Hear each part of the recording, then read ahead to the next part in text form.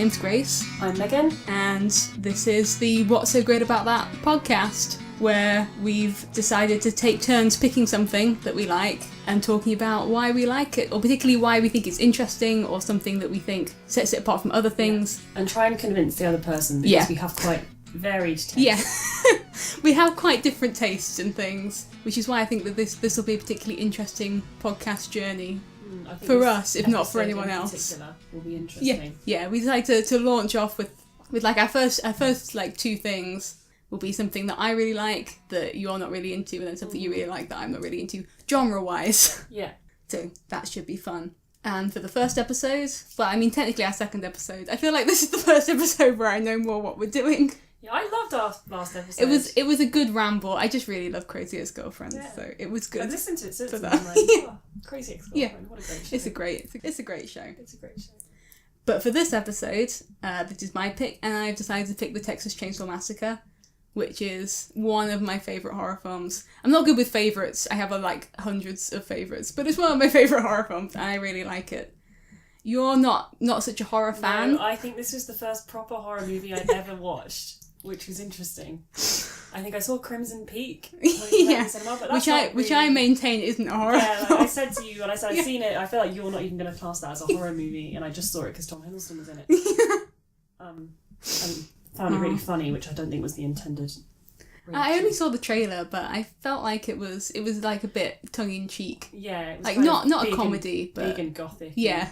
It was enjoying itself. But anyway, I had never seen a proper horror movie. Yeah. Until we watched. Until we watched Texas that. Chainsaw Massacre together. And this is like the horror film. If you're gonna watch a horror film, it's either this or Halloween. Yeah, this is the one that I'd heard so much of. Yeah. It's probably the only one I could name off the top of my head. It's got a great name. I think it's probably my second favourite horror film title. My first favourite is The Town That Dreaded Sundown.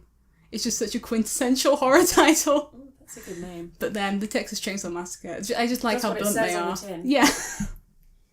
Exactly. So I'll just give like a little overview of what it's like in case people don't know. The like one person who might listen to this podcast at this point doesn't know what this film is. I wouldn't have known. Yeah, that's true. I forget that there are people who don't know the plots of the films that I know, and like everyone knows what happens in Texas Chainsaw Massacre. I knew there'd be some chainsaws. There's chainsaws and there's a massacre in Texas, and that was it. I feel an interesting thing to introduce it with is that it was like the first real slasher film that then birthed a genre of a group of teenagers being killed by a serial killer in a mask. Yeah. And you hadn't heard of the term slasher film, I think. I think it sounded familiar, but I couldn't have defined it. I couldn't have. Which is weird to me. I think I just once nodded. again, I'm not realising other people have different experiences. Yeah, I think I just nodded because I thought, oh yes, that sounds like something that that sounds like a thing I've heard of. But no, it's its own little subgenre of horror films where a group of teenagers get killed by a serial killer. Again, I'm familiar with that as a concept. Yeah, as a genre. I've ever watched as a subgenre. Just from popular culture, I'm aware that that's a thing. Teenagers get murdered. It's very much a thing. And this was basically the first one to put all of the tropes that you'll know from that kind of film together. Like, as you mentioned when we were watching it, the old man who goes, "Don't go to that house." That's like a smoking a pipe. And then the serial killer wearing a mask. And the surviving girl at the end. Yeah, there's always like one girl that survives. I didn't know she was going to survive because I'm not familiar enough with horror movies to know. I knew some of the tropes, but I didn't know that was a thing, that there was a girl that survived. Yeah, there's so always I was one girl. Really genuinely surprised and happy when she made it out in the end. I had made my peace with the fact that she was going to die, and I was just hoping it would happen quickly. Yeah, just get hit over the head with a mallet. Because there's also kind of the opposite trope where you think they've made it out and then it's like, oh no, there's one more thing, which they sort of pulled halfway through the film when you think she's gotten away and then that guy's involved. They could have done it again, but they didn't. As well. Yeah, you don't see it coming halfway through. So started the horror, like the slasher genre, which I feel is important to mention, and that it was not well received, particularly on release. It had a limited run in cinemas because it was so... Well, it's not violent, because people thought it was so violent. Yeah, by today's standards, it's not that bad. I mean, I'm quite Squeamish. Quite squeamish. Yes, squeamish, that's a good word. So it's not a particularly violent film, considering its title. But my tolerance is quite low. It's where I can watch people get like their heads smashed off. You do well with this film. Smaller things, like the meat hook really threw me. But I kind of don't hide. I just kind of go like, make sympathetic noises of distress. Just groan through it. But because of that, it had a limited release and was outright banned in multiple countries when it was released. But since has now basically gained a cult classic status and has garnered pretty widespread critical acclaim, which I still find surprising, even though I feel like it's a very good film. But it's part of the permanent collection at the Museum of Modern Art in New York, and the BFI listed it as one of the 250 greatest films ever made, which I think is cool. A film could be in a collection. Yeah. That's really cool. Film art. And then, just to summarise the plot, I've written down a summary to make sure I get it right. It's just a group of teenagers who stumble upon a pretty remote house. Seems to be in the middle of nowhere, although quite close to a gas station. And then decide to just inadvisably waltz into the house, be like, here's an abandoned house, let's go and see what's happening in there. And are then killed by the occupants of the house, namely Leatherface, who I think is pretty famous for wearing a mask made out of the skin of his previous victims. And that's based on a real person called Ed Gein, who also inspired Silence of the Lambs and Psycho. I was going to say that Silence of the Lambs, the skin mask, I was familiar with from that. Yeah, and then Psycho took a kind of mother issues approach, which was also from the same person. But he only killed 2 people officially, so he can't technically be classed as a serial killer, but he did dig up a lot of people and then make stuff out of their skin and bones. Made like a belt and furniture, little trinkets, decorate the house. Many a documentary has been made about him, and I've seen several of them. Oh, I like a good. As I am prone to do. So that is my introduction of the Texas Chainsaw Massacre. And the main thing, I guess it is the main thing that I said main thing I want to talk about. It's kind of just a few rambled bullet points that I've put together. But I think it's like it has a willful lack of character development. Yes. More so than, I know you haven't seen that like many horror films or any other slasher films, but there's usually some sort of attempt to set up. Like a nerdy one and a jockey and one. A jock and then the sort of nerdy girl and then the cheerleader. Which they had a bit in they had like 2 of them were related as a brother and sister. The girl who liked horoscopes. Yeah. Yeah, Jupiter's in retrograde, which is an important detail to point out at multiple times. But I could not remember any of their names. I've since remembered Sally, having watched it again, but we referred to them as like guy with the cool shirt, glasses guy. He was called Glasses Guy. We liked Glasses Guy. He was the one we decided.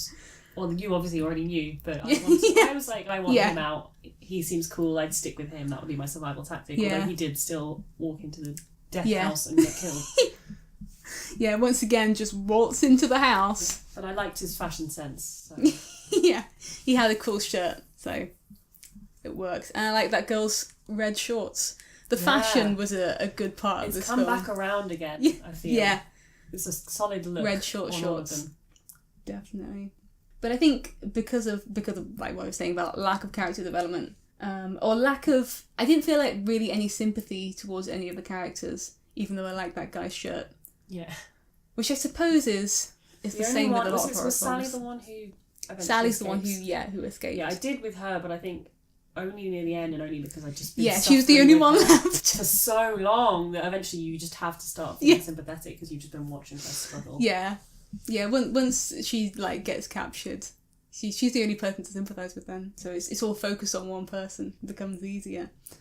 But because of that, I think the film is all about just the concept of the film of people being killed and then eaten by a family of people, all brothers, which it's debated whether the older guy is their father or their brother. I thought it was stated in the film that he was their brother, but apparently not. But I think it's meant to be that they're 3 brothers. Oh. But then I thought the old guy in the attic was the father, but then they refer to him as grandpa. So he's like the grandfather. So there must be a father. somewhere. Yeah, I thought he was the father. So he might be the father. I thought he was the brother. I don't know. Could be either. But it's a family anyway. But yeah, that was something someone said to me when they said, what are you doing this weekend? And I said, oh, I'm going to go... What are you doing this weekend? See my friend and we're going to watch Texas Chainsaw Massacre. And he was like, oh, okay. And bearing in mind I knew absolutely nothing about it other than there's Texas and chainsaws in it. And he was like, yeah, this is a really good commentary on the nuclear family. And I was like, okay, great, thank you. And then went and watched it and went, oh, okay. Yeah. It's interesting going into it with that in mind. It definitely highlights it as a point. But that's kind of what I'm getting to. Is that because it's more a concept driven film than a character driven film, but there have been a lot of interpretations on what that whole, consuming people and then wearing their flesh could be about. Thing.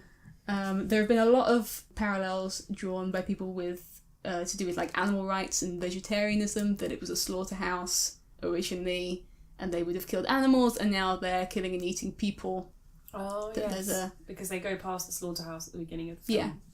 Yeah. Which has been, I think that's the one that's been shut down. And these people used to work at a slaughterhouse and no longer do, and now they kill and eat people, which is, the natural progression of things. Of so there's a sort of pro-vegetarian angle that some people have taken. There's also the gender angle, in terms of how Leatherface dresses as a woman during the dinner party scene and sort of takes on the mother role. Yeah. Which, if we cast the older guy as the father and then the guy we see hitchhiking at the beginning sort of becomes the child, because he's very infantilized throughout the whole film. Then that's where the whole nuclear family thing comes in. And also being the start of the whole final girl tradition. Because I've always... People ask me, as a feminist, why do you watch horror films when it's all women, in peril and being murdered? But I feel like women have as much agency in horror films as they have in any other film. Any other genre. They usually do stuff and get away. Yeah, she was proactive, throwing herself out of those windows. Yeah, multiple times. Multiple jumps out of windows. And then the capitalism angle, which comes back again to the slaughterhouse and kind of industrial progress, and that these people lost their jobs at the slaughterhouse when machines came in and was doing the jobs for them. It's all capitalism's fault. Everything's capitalism's fault. No, it usually is. So yeah. I like that interpretation. I think any you can interpret any film as, at some level, it's capitalism's fault. But then I think all of those themes or interpretations, while being different, kind of all come back to just structures of society, whether it's eating meat or the patriarchy or capitalism. They're all societal structures which are then embodied in that, I guess, theatre of the nuclear family without actually being one. So I think it's more that there's something violent about those structures rather than it being one specific thing. It's like the whole of society is underpinned by a very violent an extreme process. Concentration of society. Yeah. And that it's, with the themes of cannibalism in the film, it's like it's consuming everything, and that these people who come across it are just, wandering by, minding their own business, trespassing and breaking into people's houses, and then get consumed by this system, and then in wearing the skin, their skin or the skin of previous victims, it's not only consuming them, but they're becoming part of the system. Oh, and I just really like that as an image. I really like cannibalism as an image in general. Yeah, cannibalism it's a good thing. I have top picks of cannibal films. It's just it's a weird thing. Yeah, it is a weird thing. That's something we can say about cannibalism. Yeah. It's definitely a weird thing. That's my summary of cannibalism. It's kind of weird. A bit weird. But it's a very visceral type of violence, I think, to have in a film. Just the idea of eating another person. Yeah, I mean, there's violence and then there's cannibalism. Yeah. Over the line that most people have. Almost universally, I think. That it's not just the violence of it, it's the weird dynamic of the weird dynamic of eating another person that intrigues me. And there was also several mentions of vampires, and I think specifically Dracula in the film. Oh yes, I vaguely remember. There was I mean, there's like at least two, because there was one point when someone mentioned like a whole family of vampires. And then I think compared the house to Bela, like said something about Bela Lugosi about the house. I can't remember. Like several mentions of vampires. So and that's, I never really made a connection between vampires and cannibalism, but it's a similar thing in terms of eating flesh or drinking blood. It's like consuming another person as a life force. Yeah. I feel like it's a good metaphor for capitalism is either cannibalism or vampirism. That is consuming people and bleeding them dry.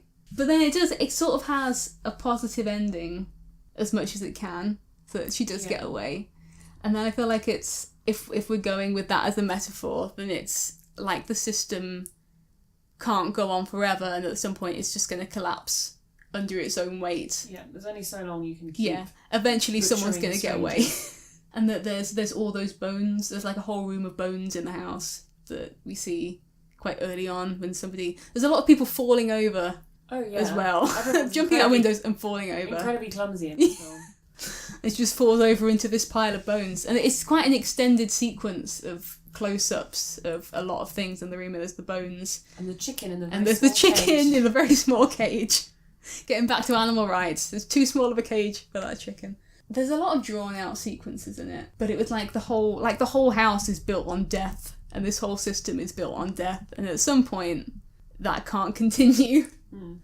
So I feel like that's why somebody has to get away at the end. And that there's then the person who turns out to be the grandfather, who I thought was the father, who I originally thought was dead. I'm pretty sure the other person's dead, because there were two people upstairs. And I thought they were both dead. Freaked me out. I definitely thought he was deceased. But I guess he's... No, he definitely wasn't, because he was moving and alive. But... he was moving and alive. But something's not quite right there, because he's just very old. Definitely passed for dead earlier. Yeah, like, it certainly seems like he should be dead. And you think he's dead, but then he's alive. Like capitalism. But just that it's more playing with the idea of... Yeah, it's like it's really on its last legs now. And unnaturalness, that's a terrible way of phrasing that. It's all so unnatural, the prevalence of death. And how he really should be. Yeah, by this point. And then it's like at some point...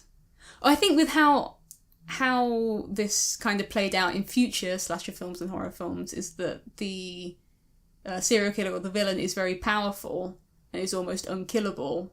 But with this film, it's like it was probably like that at one point, but now the guy who seemed to be leading them is obviously really old. And really should have died by now. That's interesting, actually. Like he looks like he's decomposed. Yeah. Like that's how old he is. And was apparently played by a very young person, by like a teenager who they made up to look really old. Not that I thought the person actually looked like that, but it was a young person playing an old person. That's what makeup can do. But that's interesting that you could have had a different movie set like 20 years ago. Yeah. Where they would have been at their prime. Yeah. Now we're just seeing the kind of. Yeah, which I think ties into the whole slaughterhouse thing. That they've kind of been rendered obsolete in terms of their careers. It's just not working anymore. Yeah. And the whole system is deteriorating. And it's the same in their serial killer profession. They're over the hill. And there's one of my favourite scenes of the film is when they're trying to get the grandfather to kill Sally, the one person whose name I remember. Awful. And then he keeps dropping the hammer. I find that very funny. Oh, it's so frustrating. There's like little moments a clean death for her. I still was humour. Convinced she was going to die. I wanted a nice clean death. I was really cringing every time she just kind of got hit a bit. But I think that was like the best image that I find in the film of how ineffective they've become. Yeah, and also the idea of clinging to the past as well. Yeah, so there's like this whole ritual of the dinner and dressing up. And they had to get the grandfather down, and then they wanted him to do the honours, and he just can't do it because he should be dead. Yeah. It's almost like her escape was inevitable, even though it makes it seem like her getting captured is inevitable with how long she was running away for. That was a very long sequence. Oh yeah. And I feel like it was filmed in like 5 foot of forest, and they just keep running around in a circle, getting tripping over roots. I just couldn't believe it. I was just thinking, oh, just die already. Like, how are you still going? And just all the injuries she must have sustained. Yeah, jumping out of those windows. She seemed fine. Adrenaline does kick in, I suppose. And then she escapes back to the gas station. And you think, oh, I guess she has, got out. But then the guy who was there was also involved. Yeah, that was tough. And then at the end, she ggets into that truck. Then they both get out the truck. I was screaming at the screen at that point. You were laughing. I don't understand. Get back in the truck! I don't understand what happened. Why? They thought, let's get out the truck and continue on foot, I guess. That's a good idea. Just like the good idea of going into the house in the first place. Some bad ideas in this. But I think it's if I feel like there's any intention behind that plot point, I think it's to keep the tension constantly on that. Is she gonna? No, she's not. Is she what? No, is she what? Has she been captured? Is she dead yet? Yeah. That it's just consistently of points of possibly being able to escape and then not escaping. Yeah, it's like you were saying about the bad decisions they make going into the house. I was wondering actually, because I'm so, not that I watch horror movies, but I'm so familiar with the trope of... Yeah, it's interesting that you are so familiar with let's split up and go one by one into this place and we'll all go looking for this one person that has gone missing and we're going to split up and do it. And it's so clearly just walking into a death trap. Yeah. But I was thinking, since this was kind of the first one, am I just kind of retroactively looking back at it and going, what a bad decision? Because in the world that they're living in, this isn't a thing yet because they're in Texas Chainsaw Massacre and slasher movies aren't a thing. So the teenagers splitting up and getting murdered hasn't happened. So this is basically the first so maybe they're not as stupid as we thought they were. Yeah. I still feel like it's a bad decision. But considering how blasé they were about just walking to these people's houses, maybe that's how things were in the 70s. Maybe it was. In rural America. I don't know. There's no one we can in ask. Texas in the middle of nowhere, and it was like, just walk in. I think they were looking, because they've run out of petrol, and I think they were looking for petrol. But I still they didn't knock on the door, just went in. Yeah, you'd think they're clearly not home. Yeah. That's what I would assume, they weren't home, and therefore I shouldn't just go gallivanting about in their house. Well, what do you think you're going to do? You're going to walk in, find them asleep in bed, watching TV, and I don't know. Yeah, I don't know what they were expecting to find in there. And there were bones hanging on the porch. There was like a dream catcher made out of bones or a wind chime. Yeah, that was creepy. And they found teeth on the deck. At what point did they think this was a good idea? Yeah, they're just not getting the hints. Yeah. But in their defence, slasher films were not a thing at this point, so they weren't to know that you shouldn't go into a strange house alone. Although they did keep hearing the news broadcast about the murderer person who was digging up bodies. So then they probably should have... I mean, I think they should have put two and two together there. Been a bit more sensible. Yeah. They should have heeded the warning about the creepy house and thought, maybe this is the creepy house. Always listen to the old man. But that's essentially my point about how capitalism cannot continue. It's an excellent point to be nailed. That it's just a very violent image. I just really like the image of cannibalism as a trope. It's not really a trope. As a thing. Because it's not a particularly violent film, which is always, I've tried to get many a person to watch this film. They're always like, no. Because it's not, I guess it's not that it's not a violent film, it's not a bloody film. And generally quite quick. Yeah. So you have the first guy who just gets hit over the head, and then he's down, and then he gets hit again, I think. Yeah. The meat hook girl, that I did struggle with that. Yeah, but you don't see the meat hook. No, but you just see him put her on the meat hook, but you don't see any gore. And then she's in the freezer, apparently still alive, but then I guess she dies at some point. It's not clear. And then the second guy, glasses guy, I think he was called Jerry, gets hit over the head. I think it was Franklin who was in the wheelchair. I think he gets chainsawed. Not a lot of chainsaw action. Yeah, in terms of killing people. Needed more chainsaws. Yeah, that's just 4 out of 10. Needs more chainsaws. Yeah, considering its title, there's a lot of chainsaws being flailed about, but not a lot of they're not very killing people with chainsaws. Isn't there a bit where he gets himself in the leg? There is at the end. Yeah, the only person you actually see get cut by a chainsaw is the person with the chainsaw. Yeah, do they get Franklin with a chainsaw? Yeah, but I think you don't see it, or you see it from behind, so you don't really actually see anything, and it's dark. Yeah, they're in the dark, going through the woods. Yeah, so it's not actually, considering it's subject matter, not a particularly violent or bloody film, but I think it's more the ideas behind it. Firstly, the cannibalism idea, but then also the idea of hanging people on meat hooks, of cutting people up with chainsaws, and it's all stuff that you don't really see. And the Tobe Hooper, who directed it, actually was trying to get a PG rating. Oh my god! I don't know how. What was he on? I don't know why he thought that was a possibility. So one of the reasons that it's not particularly gratuitous in its depictions of violence, I think, is because even at, in the final cut, he was hoping, hey, maybe we can get this a PG rating. He didn't succeed. You shock me.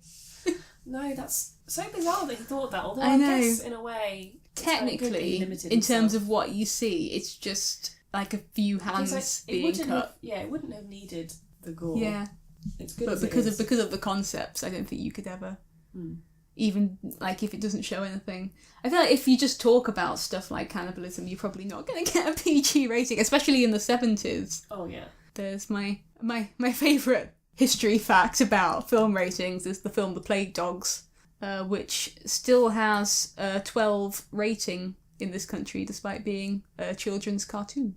Oh, I haven't seen that. It's a PG it's a PG in Germany. I don't know why I know that. It's a PG in Germany, but it's like a 12 here. It's adapted from a book by the same guy who wrote Watership Down. Yes, I have the book. I still haven't read it. Yeah. And then the film was made by the same people who made the film version of Watership Down. Oh, that was terrifying. But like Watership Down is still considered a children's film, and I think it's a PG. Like it would have to be a 12 if it wasn't. It's hard going in places. Yeah, so I'm pretty sure it's a PG. And the evil rabbit guy at the end. Yeah, but then the Plague Dogs apparently went too far. It just have a guy being shot in the face. Oof. Children's film. Texas Chainsaw Massacre on R, which makes sense. Yeah. I think even now, normally ratings come down as the years go on, but I feel like this is never going to get a PG rating. Everything is PG now anyway. Yeah. Like all the Disney nothing's movies, you. You never get you anymore. Mild threat. Yeah. Texas Chainsaw Massacre. It's slightly more than mild. Although I think because it is different with American ratings because they have PG-13, so I guess their PG tends to be higher than our PG. It's like 12 for us because they have G, PG-13, R, NC-17. I think. I'm not sure. I'm not an expert in the American film rating system. Sounds right. So I guess it's possible that PG was more like a 12, but still, it's funnier to think of it as attempting to be in the same category as like Watership Down and Harry Potter, The Lion King. All these other PG films. Although I imagine like those films in America would be classified as a G, because we used to have U for children's film, like Universal. But you never see those anymore. No, you don't see Gs or Us. It's always PG now, because somebody might get offended by something, so we better make it parental guidance. Yeah. Then they can't sue us. Children are just too soft nowadays. Yeah. They should sit down and watch the Texas Chainsaw Massacre. What's wrong with people? It's a perfectly age-appropriate film. So then I had a few questions for your first watching of essentially first watching of a slasher film. Was how did it match up to like your expectations? It was better than I expected it would be. I think I just thought I was going to watch people get mauled by chainsaws, and I liked, which makes sense given the title. And I liked how little, well, it was still violent, but how little violence there was in it. And I don't know, really kind of stuck with me. I felt you were really in it when you're watching it, and it's kind of the way it drags on. Yeah. And it kind of keeps you in suspense. Yeah, it's a very tense There's a lot of them kind of, well, there's the tense bit where Sally's trying to escape, but then there was all the stuff at the beginning where they're kind of pottering about and they're in the van and they're carrying on and they've not come back yet, and it's Franklin and Sally, I think, are arguing about are they going to go and get them or who's going to stay. And that argument goes on for a while. All this stuff just kind of goes on and on and on, and your tension's just kind of building, and you're just waiting and waiting and waiting for something to happen. And it's so quick when it does happen. I think, is it the first guy when he gets killed? It's like that famous scene where Leatherface just comes out. He just suddenly he's there and he hits him over the head and slams the door, which is my favourite scene. It builds up for ages, and that was so quick. Yeah.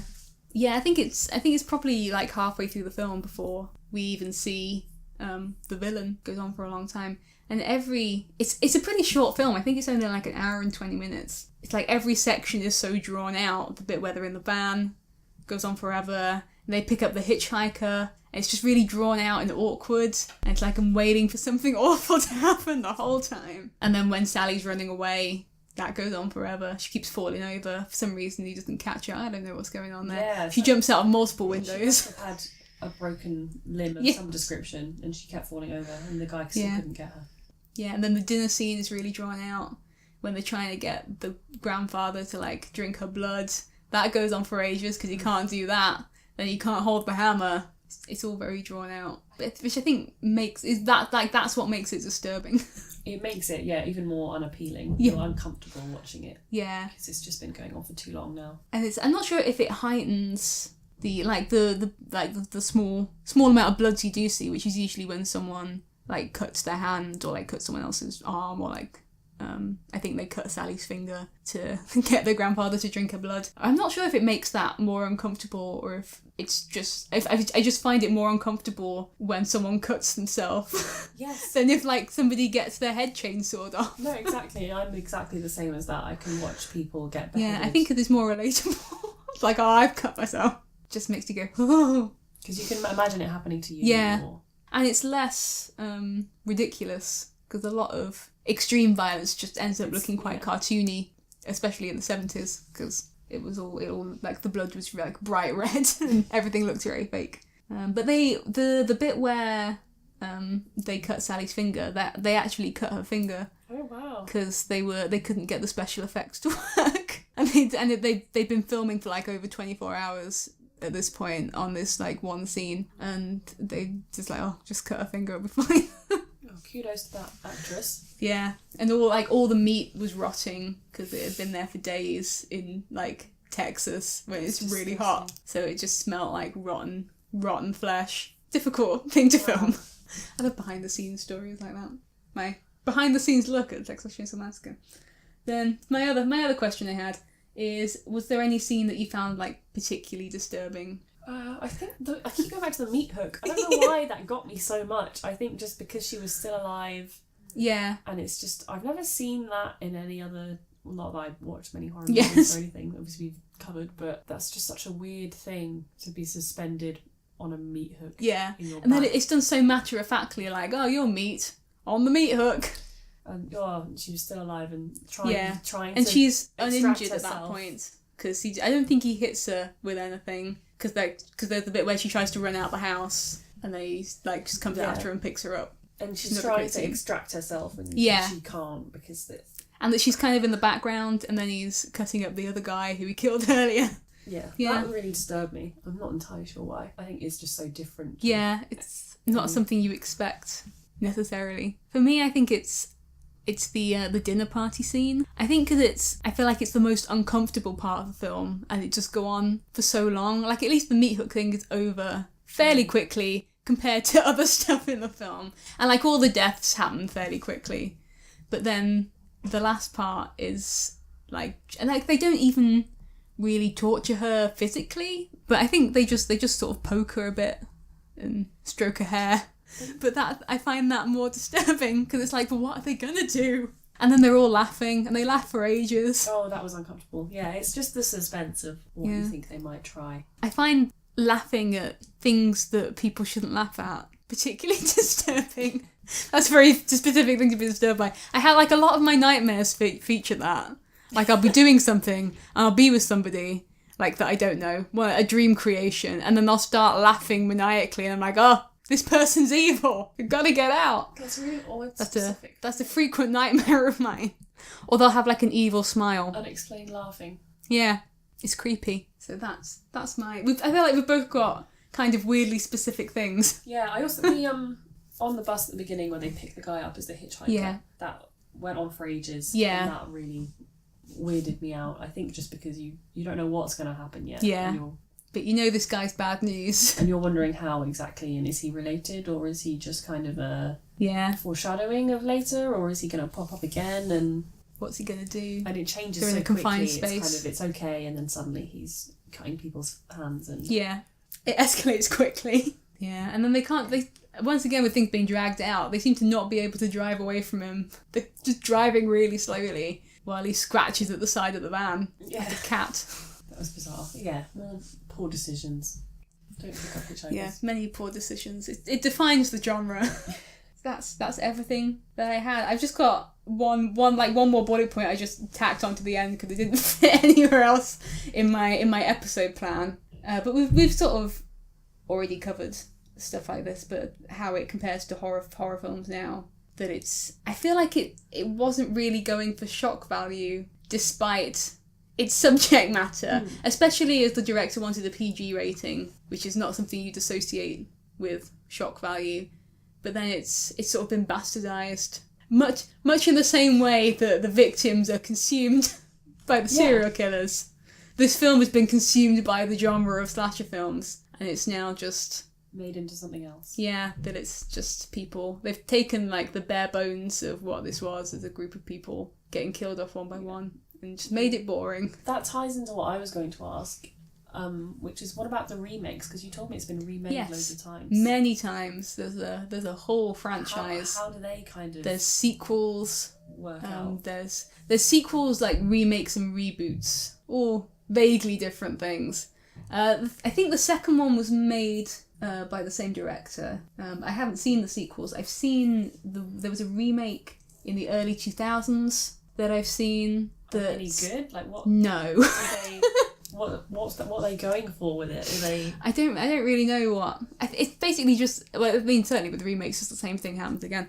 But it's kind of the same with the sequels. There's like versions with different family dynamics. Ones with like more people in. One with there's like a child. I think with the remake that I saw, there was a child who like helps like last survivor sort of escape, who was part of that sort of inbred family. But it's basically just the same thing over and over again.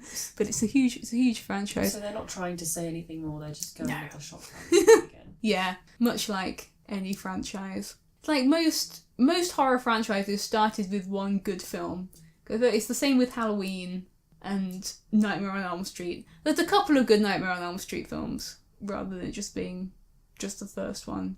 And like Saw, which I feel like is a good example of this. I've never seen it, but I know that there are like... How many are there now? I don't know. I might Google. Let's have a quick Google of how many films there are in these franchises. So there are a lot. And there's one that's it's either just come out or it's coming out soon that I think is called Jigsaw. There's a ride. I've been on the Saw ride. It might be like an origin story, but it just goes on forever. Oh, there aren't as many as I thought there were. There's 9. That's still a lot. Yeah, including the one that's just come out or is coming out this year. There's also a comic book. Still too many, I feel. And there's a ride. I can't remember, Alton Towers or Thorpe Park. I've been on the Saw ride. Yeah, it's a good roller coaster. Right, yeah, it makes a good roller coaster. And I went when they had one of those horror mazes, and I think they had it for like a year. They had a Saw maze where it's like a kind of like a haunted house thing where you walk through and people jump out at you with chainsaws. It's always chainsaws now. Like Texas Chainsaw Massacre was like the launch of the chainsaw in horror films. And I went to Universal Studios when they did Halloween Horror Nights. I went to the one in Florida. And it's like every year they have people with chainsaws. They always have like themed areas. So I can't remember what was there. But like The Thing, they just, like another remake of The Thing had come out and they had like an area based on The Thing. They had one that was based on like a haunted garden or something. So they have themes. And the themes are different every year. But then there's always people with chainsaws. Just because chainsaws are cool. It's just that formative of the genre. What I was going to say about Saw is that I feel like even the first film, it's debatable whether it's got any real merit in existing as a film. But I feel like it deserves to exist just because of its concept. And similar with how Texas Chainsaw launched the slasher film, Saw kind of solidified the torture porn subgenre. But it's like the first one was the first one of that type of film that really became successful. And it was based on a short film. I feel like it works well in the short film format, less so than a feature film format. Watching that for that long. Certainly less so than a franchise format. But that's the way... It's a capitalism. It's actually the same thing that I feel like this film was about. Churning them out with no substance. Yeah, it's like it's come full circle. It's become what it hated. Yeah. Well, are there any remakes in the works for Texas Chainsaw? Not that I know of. That's something then. But, I mean, it won't be dead. Much like the grandfather who lives upstairs. Yes. It'll be wheeled out in a few years. We'll just start thinking it's dead and then... And we'll be trying to make it drink blood again. One thing that I will say while I'm Googling is the house that, the murder house that they filmed, or like the house that they filmed in, is now a restaurant, which I feel is ironic. Oh God. Well, I guess people will go there. Yeah. Because it's a cult classic. I feel like it's probably a selling point. Here we go. There are 8 Texas Chainsaw Massacre films. Oh my gosh. Texas Chainsaw Massacre 2, 3, The Next Generation. But the thing with these films is... Texas Chainsaw Massacre again. Texas Chainsaw Massacre The Beginning. Oh Texas Chainsaw Massacre 3D. And then Leatherface. Which was the original title for the Texas Chainsaw Massacre. They were going to go with that or Head Cheese. And I had to Google what Head Cheese was. Because, like, what the hell is that? It's just like a type of meat product. So it's like, oh, that makes sense. Oh, is that what he's talking about at some point when they're on the bus, the hitchhiker guy? I think he mentions it. He's telling them gross stories about the cows, and they're all really horrified. Oh, yeah. I felt like it must have come up in the film at some point, and I'd just forgotten. Yeah, it's like ground up, I don't know, bits of animal that you wouldn't usually eat, I think. Yeah, like just the idea that all these the brain. different movies exist and there's just nothing new in any of them. Like, you've told that story once, unless you're going to try and make it different. Yeah. And how do you tell that again? Yeah. People go into a house and get murdered with a chainsaw. Yeah. There have been some good twists on it, but they usually either dark comedies or like horror comedies. So like Scream. Yeah, so if you're going to Scream's do it good. different, Cabin in the Woods. something slightly different. Stuff like that. Evil Dead's good. It's not quite the same thing though. It's more of a possession. It's not the same thing at all. I take it back. Forget I mentioned Evil Dead. There's a discussion for another podcast. The magic of editing. You can pretend that you really did take it back. Yeah. So that is... I feel like that's everything that I have. Yeah. I don't think I've got anything left to say. I'm glad I watched it. I wouldn't want to watch it again. I'm glad you watched it. Yeah, I feel like that about a lot of films. I was happy watching it again. I feel like it's one of those films where I just sort of giggle with glee. Just the idea of it. Yeah, I was going, and you were... I was like, haha.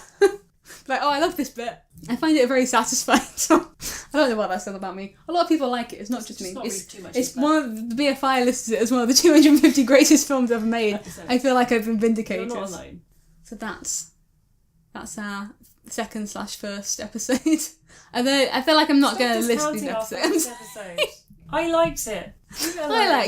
I just felt like it was very unstructured. But that's good. Whenever I listen to podcasts, when they go off tangent, true. I'm always, and they always say like, oh no, we've gone off on a tangent, we need to stop. I always think, no, I'm enjoying it. I'm enjoying a tangent.